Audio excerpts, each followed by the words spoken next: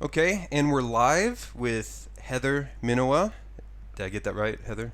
Is Minowa, that how, okay, Minowa, yeah. Minowa? Okay, so I've known Heather for quite a long time. How many years have we known each other, Heather? I would say a good 7 or 8 years now. Yeah, yeah. I mean, I think I'd heard about you well before we met, but Oh, well. yeah, well that's just product of living in a small city. So, Very much so, yeah. but yeah, but eventually we crossed paths. So, um, I'll leave the introductions to you. Go ahead. Tell Perfect. me Thank about you. yourself. Well, thank you so very much for having me. Hmm. This is great. I love it. I am Heather Minowa. I've been in Japan now for almost 12 years. I'm from America. I have lived all over the States, but I am from Chicago originally, Midwest girl. But I came to Japan and I had two children. My husband's Japanese. I have a daughter, she's 10, and I have a son who is 4. Um, and basically, most of what I've done here in Japan, as far as work goes, is I've been an English teacher, full-time English teacher, and now I'm a part-time English teacher. But my passion is to sell and educate people, especially women, about doTERRA essential oils, how to use them for emotional wellness and lifestyle changes. And mindset is a big thing for me as well. Let's see, what else do I do? I'm a mandala artist and I am a world traveler. I love to travel, especially with being here in Japan. Right, That's, right. yeah, So, that great. Thank you. That yeah, opens up to a lot of questions that I have, though. So, great. um, first is why? What got you into the DoTerra and essential oils? Like, what?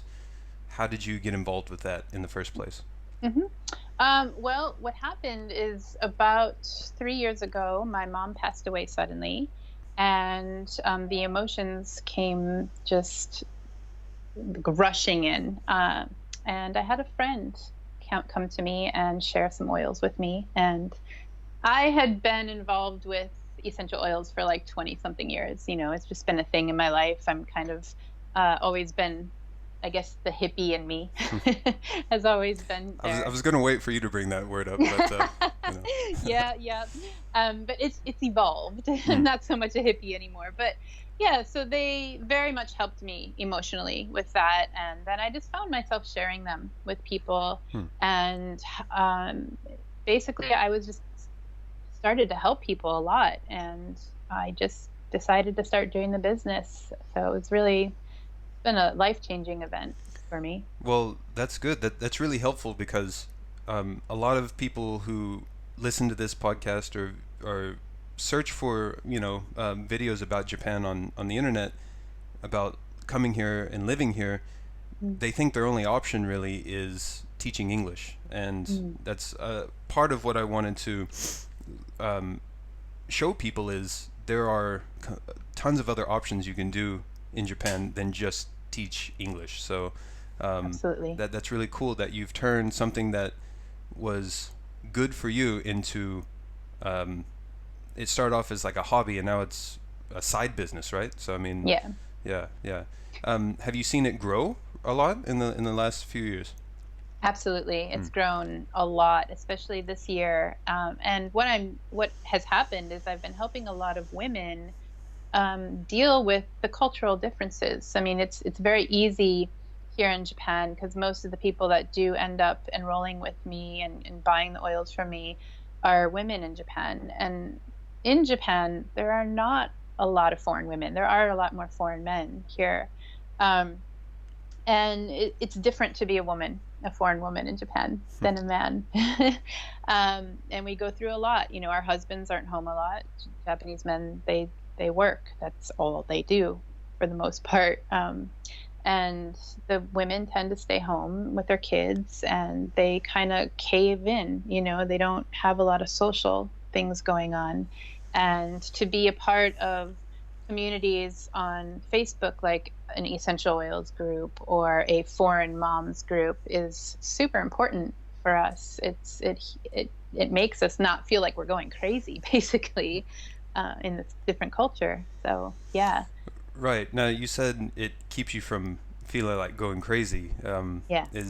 Is there a reason behind you feeling this way? I mean, you said you've lived in Japan for 12 years, Mm. so you've experienced everything here, probably. You know.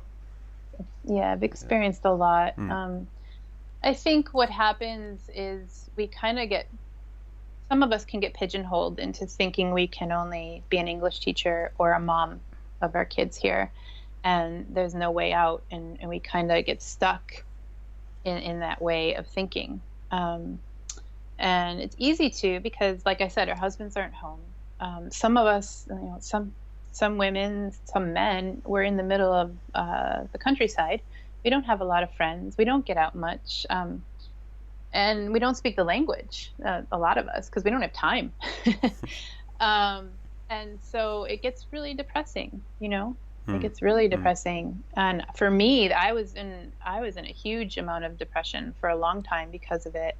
I do love Japan and I love the culture, but I don't speak the language well, mostly because I haven't made the time, nor do I really feel I have the time to sit down and learn the language. That's my choice. Right. But you know, Yeah. Yeah. No, I mean, when I first moved here, I didn't have I knew absolutely no one here, and I had all the time in the world on my hands other than working. So I mm, I pretty much just dedicated that all free time to just studying in the yeah, beginning. And yeah, actually, I can't remember the last time I studied now, but it's been a few years. But once I hit a certain level, I thought, I don't really need to focus on that anymore. mm, But incidentally, my time has also been filled up with other things since then, yeah, so, but I can imagine being working full time, having kids and being married, and and then saying, okay, I'm going to dedicate this amount of time to studying the language. It's, yeah. It's yeah. really hard Mm. because we want to do our things that we love too. So you kind of got to find time to do that, and language just kind of gets pushed to the Right, side. right. um, I mean, have you made a lot of Japanese friends since being here? I do have a handful of Japanese friends here. Mm. Yeah, but Mm. most of them speak English, and that's the thing is like I would love to know more women here, but there's just the language barrier. Right, So, right. yeah, yeah. Yeah, yeah. So with as long as you've been in Japan, Hmm. if you could, what has been the best things that you've experienced here, Hmm. and what has been the most challenging things that you've experienced while being here?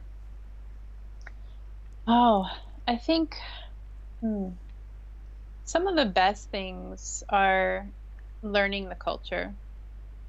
Life in Japan and the way that things are handled are much different than American culture.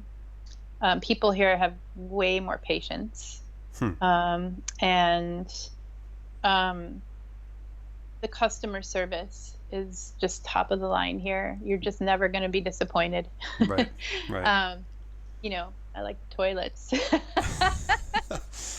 That's something a lot of people say is the toilets. And in fact, I know quite a few people who've loved them so much that they they're now becoming popular to install in American toilets. Like Yeah, it's that good that it is that it's like, good. why hasn't anyone thought about importing these to other countries before? So It's crazy. I mean, when I travel, I'm like, oh man, I want to deal with the toilets in these countries. It's yeah, actual thought in my head. I'm like, what? yeah. But yeah. Especially going home for Christmas or something, and Oh, the cold toilet seats, man. yeah, you get used to having a warm toilet seat, and then when that icy cold seat hits you, you're like, whew. How? Yeah, yeah, Good morning. yeah, Yeah. yeah, yeah. Yeah, so but no, there's so much to love in Japan. The land is beautiful, the nature is beautiful, the people are kind and open to help you when you need help, I think. Some of the most challenging things in Japan. obviously has been language, I think, Hmm. for me. Trying to connect and fit in has been kind of a difficult thing. Um, and a lot of people will say you'll never fit in here, no matter what. You're guy Coco, Hmm. like you're never gonna fit in. And, you know, in a way it's kind of true in some ways, I think. Hmm.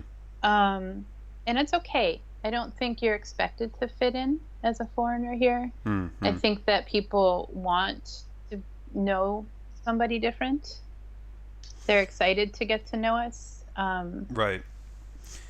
Yeah, Mm, that's actually, I don't know about you, but at least for me, early on, I went through a huge range of thoughts and emotions on that very topic, mm, and I was lucky enough to quickly get over that and get over my own sort of ego when it came to how others perceive me in a place. Like I think I'm where you're at now. I just don't care. yep, So, exactly.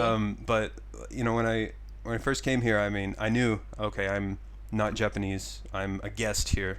Pretty Yeah. much that's how I viewed myself. The longer I stayed, I felt more like this was home, Mm, and I became more comfortable with the culture and the language, but I was still seen as outsider or a guest, and that can cause a sort of frustration for some people, mhm, and some people never get over that. There mhm. there are guys here who've mostly guys I've seen complain about it, but there are people here who've been here twice as long as either of us who are still stuck in that rut of being bitter and angry because they're not accepted fully here. Yeah, Mm. yeah, yeah. You know, yeah. I mean, it was a huge part of my depression here, Mm. because when I was in the States, I had tons of friends, it was so natural to make friends very easily. You hug people when you see them and give them a kiss on the cheek or whatever, and it's just not that way here. It's not that open here. And that was something I had to let go of. And the whole process of being here is personal development is huge, Mm. I think, because you really have to let go of the old you Yeah. and Yeah. become the new you, I mean, you know. I've done that. I'm a completely different person now than what I Yeah. was when I first moved here. And that people have that saying that no matter where you go, there you are. Like just moving to a new place isn't going to change you, and that's true. But at least for me, moving to a completely new place with knowing absolutely nobody motivated me to become more introspective and see what I needed to work on myself. And I came here at a time, my early 20s, which is ideal for finding out exactly who you are and what you want out of life. So I Yeah. think I came at the perfect time for me, and it seems you've changed quite a bit since coming here as well. Is that true? Yes. Mm. Very, very much. Mm. Yeah. Yeah. Yeah. I mean, I changed a lot just this year, to be honest. Yeah. Yeah. I This has mean, been you look great. I mean, you've been hitting the gym quite a lot, haven't you? Yeah. yeah. Yeah. Yeah, actually it was you know, after my mom passed away 3 years ago, I kind of fell into a hole of depression, like even worse than it was before, just because I was feeling uh, stuck with, like you said, you feel like the only thing you can do here is teach English. And I was kind of in that mindset.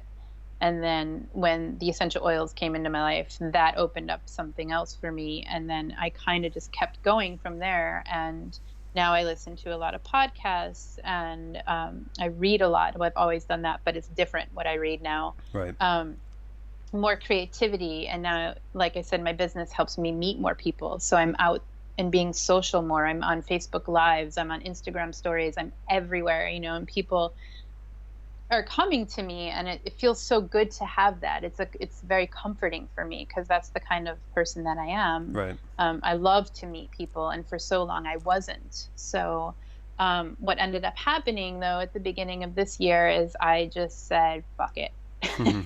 I am over this depressed me not feeling like myself, and I went wild on it, and I started an exercise program for mothers. It's called Mewtwo System. It's based out of the UK.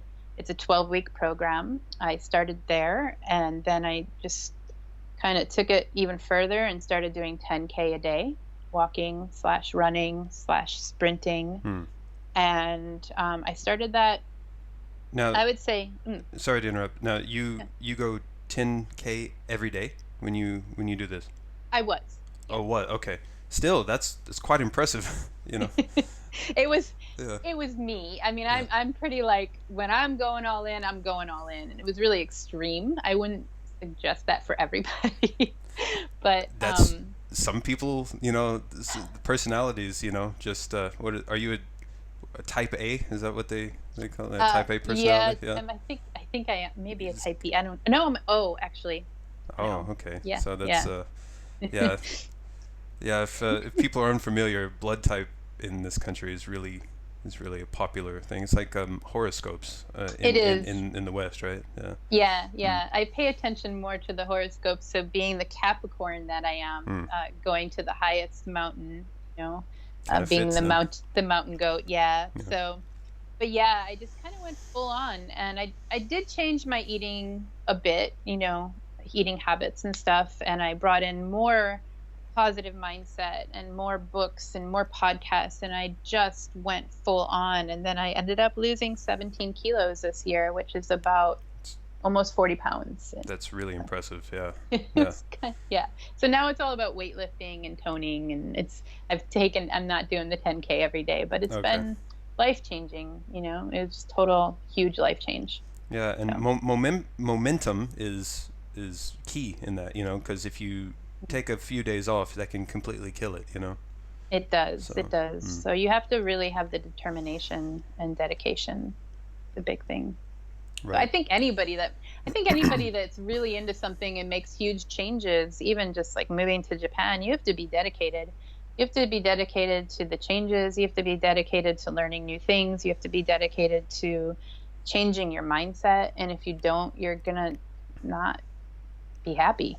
You'll end up like the guys, at the bar on Saturday night, crying in their beer over, their wife not letting them do whatever, and Yeah. just being bitter about this country when they could have changed so much on their own. Yeah. A lot of it they brought upon themselves. So Yeah. yeah, It's when it all comes down to it, you cannot change anybody else but yourself. exactly. Yeah, yeah, So and this a lot of and it's so funny. A lot of people here see themselves as some sort of victim. Like that's mm, just it's a self victimization. Like they're in the state they're in for their own fault. They mhm. had every opportunity to change their life, and they just let their circumstances control them instead of them controlling their circumstances.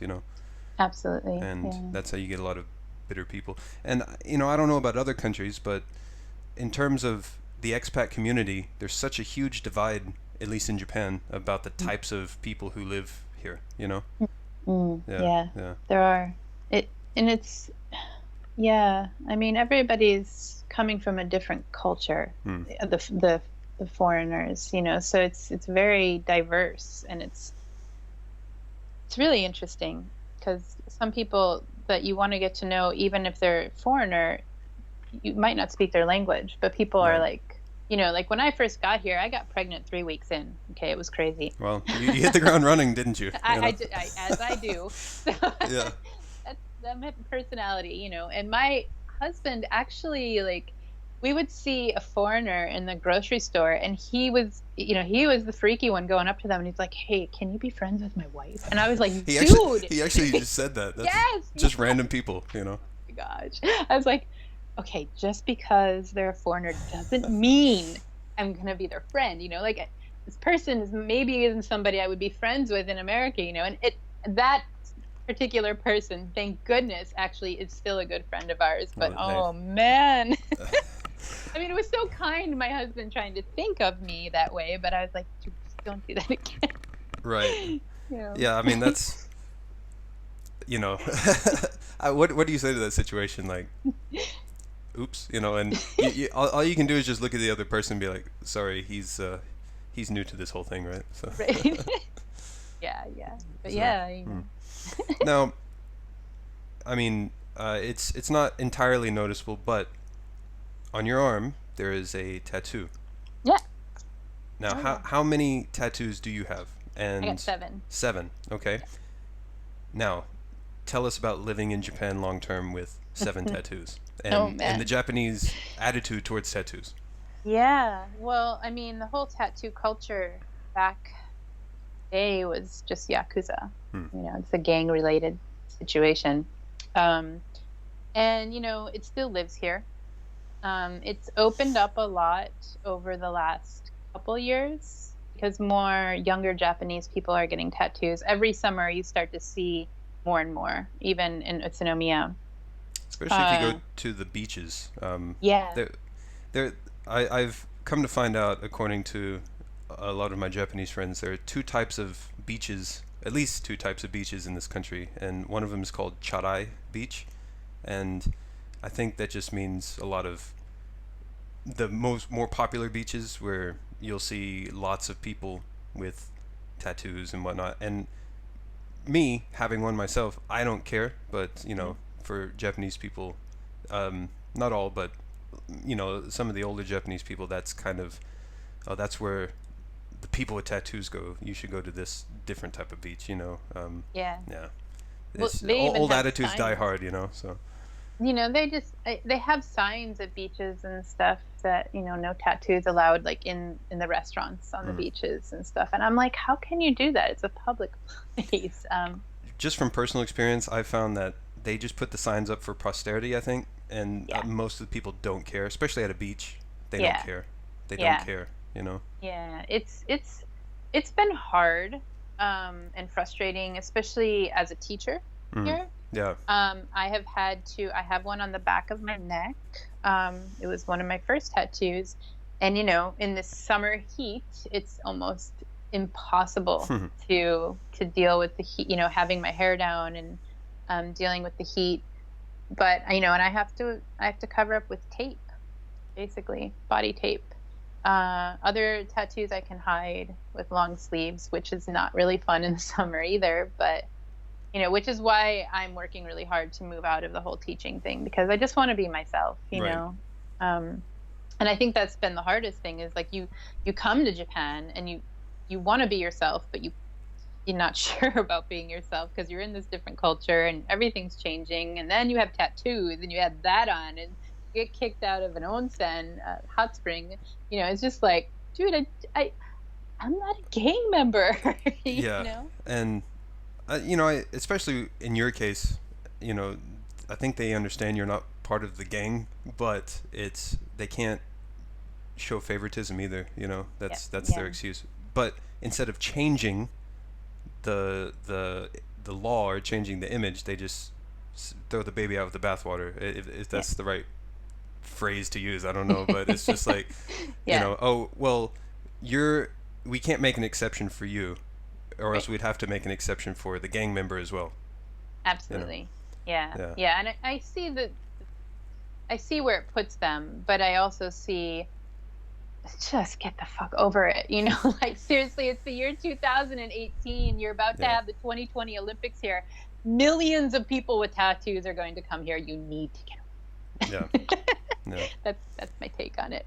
yeah. That's well, and then some people argue, well, you can't impose your cultural values on a different culture either.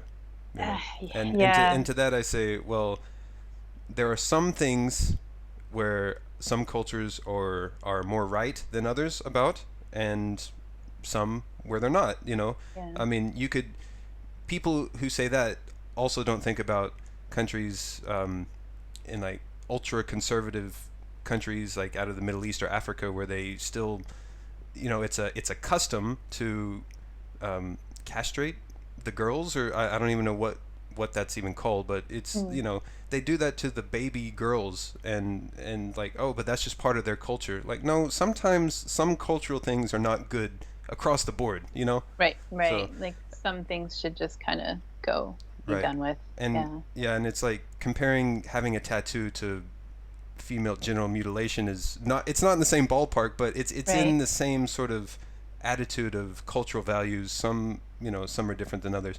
Um, Yeah, you absolutely. could still make a point that tattoos are wrong for such and such reason, but I mean, here it just seems like they're holding on to something that just they just need to let go at this point, Yeah.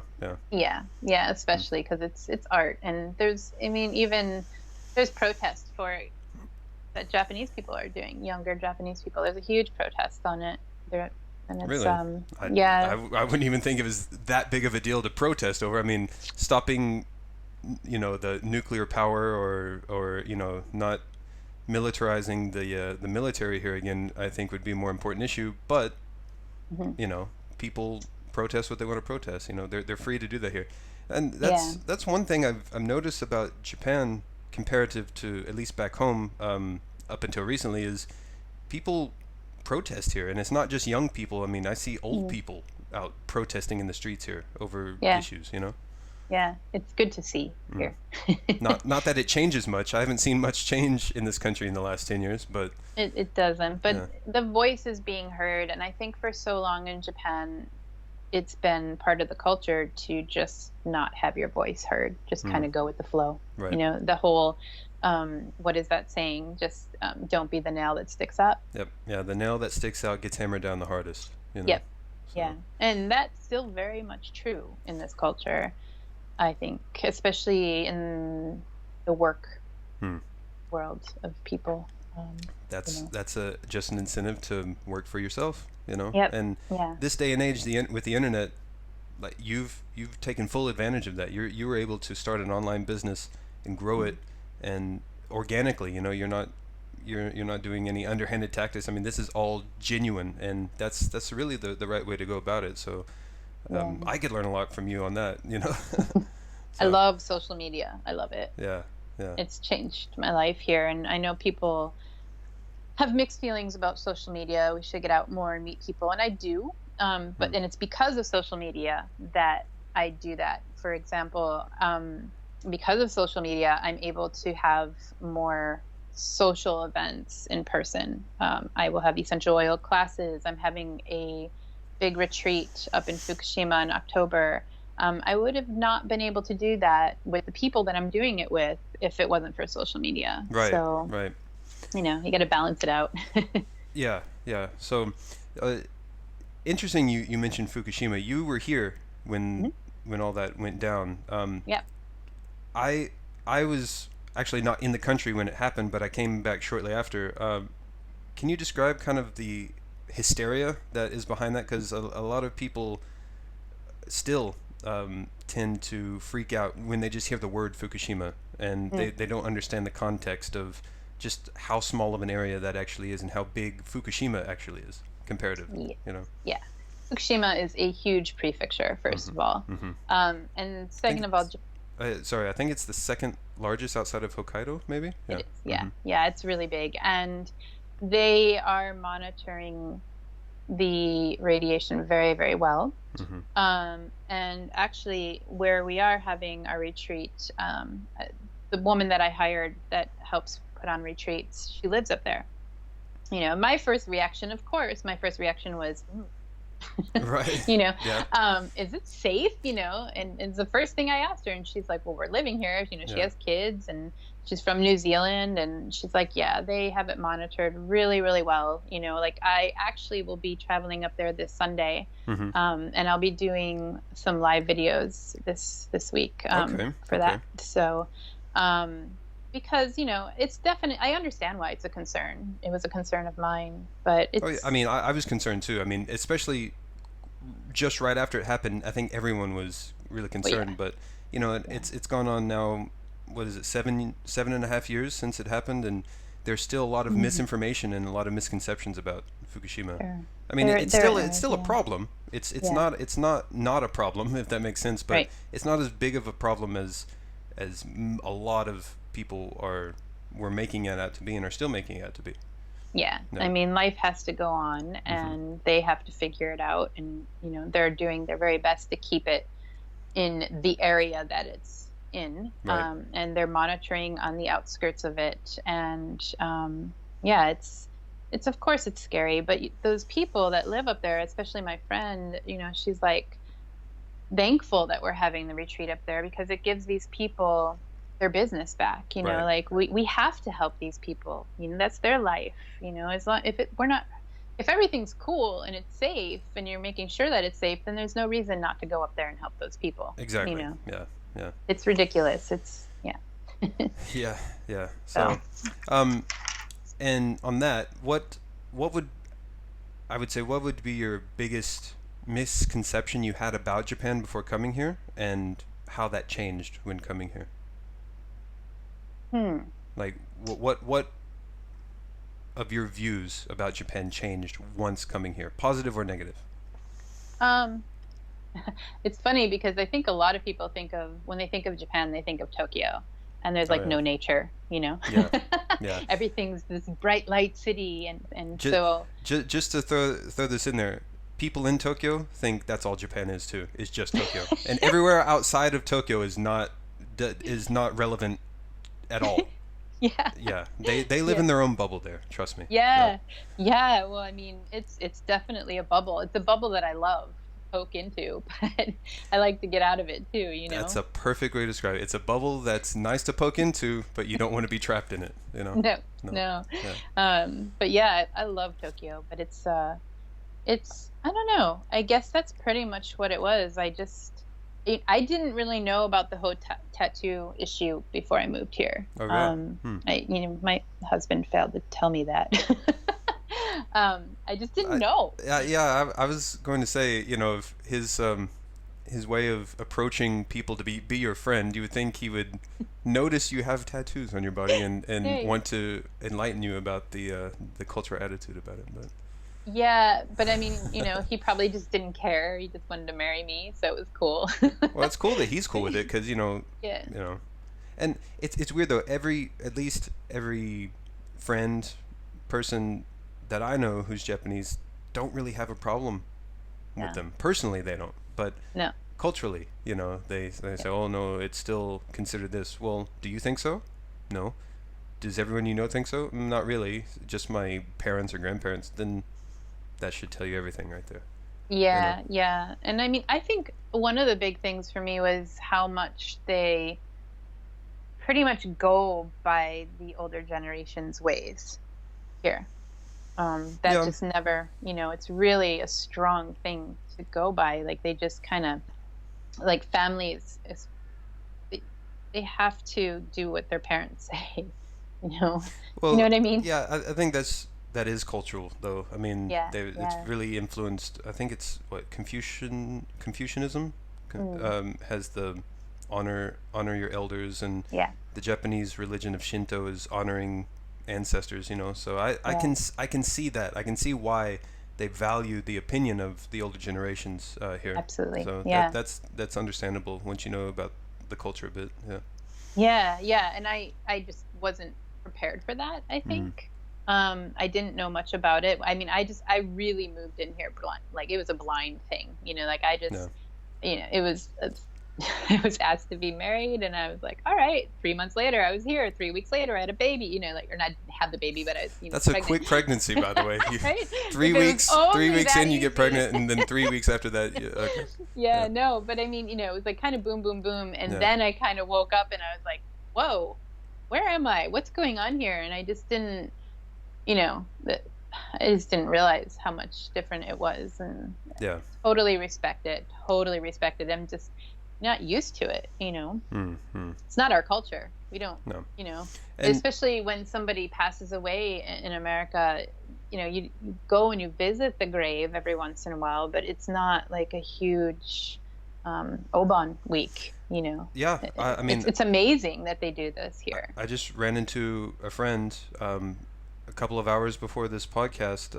I was at the supermarket, ran into her and her son at the parking lot, and she said we were just visiting one of her relatives' graves just close by because it's Obon week. So I mean, it's a real big, tradition here. So Hmm. I think it's really cool though, because it's definitely changed my way of thinking about it. Like I have an altar set up for my mom in my home, and Hmm. like I never would have, I don't know if I would have done that if I was in America, you know? Oh, that's cool. I didn't know that. You kind of did the Japanese way of doing it, and Yeah, yeah. yeah, That's cool. That's cool. See, yeah. yeah, I mean there are certain aspects of the culture here that are great. They are. I They mean, are. well, we still both wouldn't be here if it was too unbearable, right? Yeah, So we yeah. obviously the positives outweigh the negatives here, but They do. yeah, They do. The negatives can be pretty strong, but it's how you, it's your mindset. exactly. Yeah, yeah. I mean, living in a country with different values and culture than you is obviously you're going to be challenged a lot, and you got to go in and understand that, or else you're going to be miserable. Absolutely. Yeah. Mm-hmm. Full on. Okay. Well, great. Well, thank you, Heather. This Yeah. is a great chat. I enjoyed. I always enjoyed talking with you, but this was a good chat too. So, Yeah, yeah. um, No, I think, my most fun experience with Shea was going to Burning Japan a couple years ago. So I don't know if you've ever talked about that here on your uh, podcast. no, I haven't talked about. I may have mentioned it. Yeah, But yeah. what Burning Japan is like Burning Man in Japan, right? Yes, Yeah, yeah, yeah. yeah, yeah. So that's if you do come to Japan and you come around September, October, and you like to dance, I suggest that festival. And it was nice when we went because it's quite a small event in Japan. It's not like the It is. huge mega event that it's turned into in the States. Not at all. It's very different and it's very low key and it's I mean if you're into dance music and DJs, techno and all that, which I am very much and always have been for the last 20 years of my life. This one is just more low key. It's not going to have the big names. It's not going to be super crazy and you're going to like meet people and connect with people. And I think if you are any age, you can go to a Burning Japan event and meet people. Yeah, we saw little kids that Yeah. were kindergarten age all the way up to elderly people there. Yeah. It's a great place to So meet new people in yeah. Japan, I think. Mm, Yeah. mm. And you see people from all different walks of life, but they're all connected in that one event. So Hmm. they could be someone who you would never think about associating with outside of it, but because they're there, you all sort of share something similar, similar mindset. So it's kind of, Hmm. I found it was so easy just to talk with anyone there because you're all in the same situation, right? You're all camping out. You all stink after a couple of days anyway, because there's no showers or anything. So, I Yeah, we mean, might have more sticky situations than others, but well, you can't. kidding. Well, I was gonna say you can't I'm choose. thinking of the green man, Exactly, I okay? was gonna say you can't choose your neighbors, but you can actually. So, but he brought a lot of value other than his smell. So he Everybody does. he Everybody was great. does. He was great. Smells and alls. Yeah, Smells and alls. I can't even speak smells and English. all. Yeah. Yeah, That's you'll another lose. that's another symptom of living here so long is you lose your English ability. That's Yeah, a yeah. spoiler alert, by the way, for anyone watching or listening. Is your English level will deteriorate while you're here. Yeah, and all you can do is laugh at it. Nothing you can do about it. Yeah, embrace the change, right? So, Yes, that's all you can do. So, okay. thanks so much, Shay. Yeah, This is thank you. awesome. So, Yeah. where can we find you on social media, and how can people connect with you? And about tell us a little bit more about how to contact you through your business as well. Sure. Yeah. Mostly where I am these days is on Instagram. Instagram. So you can find me. You can put in Heather Minowa or Circle Essence Japan. And I'm always on there because of the Insta stories. But I'm also over on Facebook, Heather Minowa, or Circle Essence Community is my Facebook page. And you can reach me through there. Circle Essence is actually the name of my doTERRA business that I run through. So if people enroll with me, they're in the Circle Essence community of essential oils. And then I have my website, heatherminawa.com. So, Great, great, and yeah, I'll put all of that in the show notes as well. So if people are not sure about the spelling, well, just click the links below. Okay. So absolutely perfect. yeah, Great. thanks, Heather. I Yeah. appreciate you coming on. And one thing, any last bit of last word, bit of advice, or just anything you'd like to say to our listeners and viewers out there? If you're planning on coming to Japan, plan to move to Japan, be ready to work on yourself. Pretty much. Personal development is a huge part of changing your life if you're going to come over here, and don't expect it to be what you want it to be, you know, or what you think it should be, actually. Yeah. Okay. Well, thank you. Welcome Awesome. to Japan when you come here. Oh, well, thank you for that too. It's been a long welcome party. So Yeah, right. right. Awesome. Thank you so much, Shay. All right. Thanks, Heather. See you Bye-bye. soon. Bye.